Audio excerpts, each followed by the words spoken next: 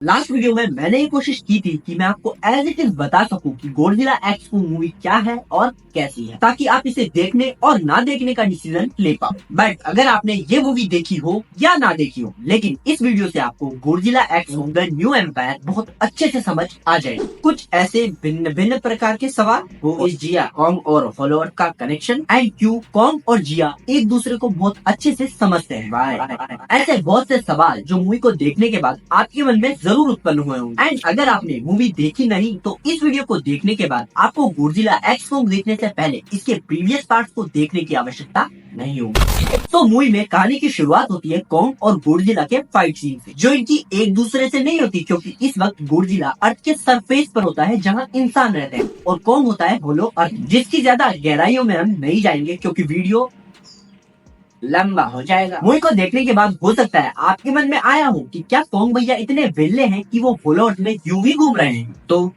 नहीं, मूवी में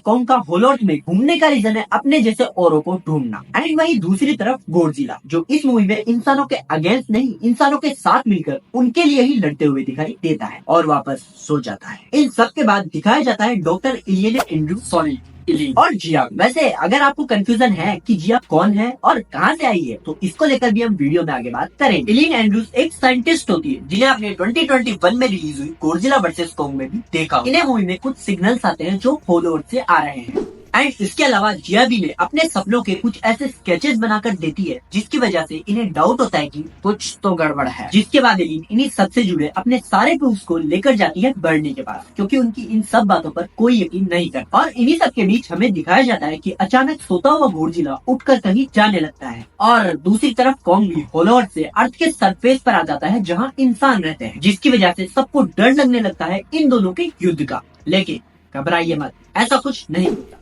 एंड अब एंट्री होती है ट्रैपर की, जिनका कैरेक्टर एक्टिंग मुझे बहुत अच्छी लगी। ट्रैपर इलीन के पुराने मित्र होते हैं जिनको कॉन्ग के दांत को रिप्लेस करने के लिए बुलाया जाता है। इन सब के बाद इलीन, ट्रैपर, जिया और बर्नी अपनी एक छोटी टीम को लेकर होलो अर्थ चले जाते हैं, जहाँ उन्हें पता चलता है कि वो सभी प्रूफ्स और सिग्नल्स सही थे जो इलीन ने बर्नी को दिखाए थे। इन्हीं सबके बीच हमें बताया जाता है कि गॉडजिला हरकत में अपनी पावर्स को अपग्रेड करने के लिए आता है, जो वो कर भी लेता है। देख रहे हो आप, नीले से गुलाबी। और ये सब गॉडजिला इसलिए करता है क्योंकि उसे ईवी ट्राइब मदद का सिग्नल भेजती है होलो अर्थ से।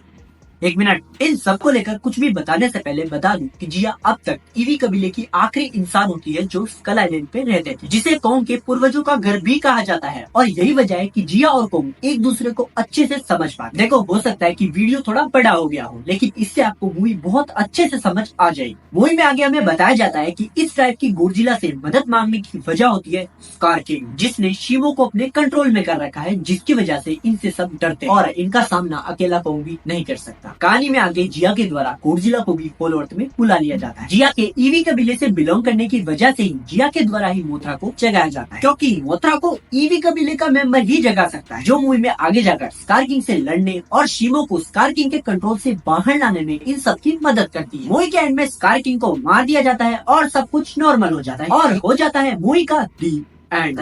ये हमें बताया जाता है, बट हो सकता है हमें इसका नेक्स्ट पार्ट भी देखने को मिले, जिसके चांस ज्यादा है।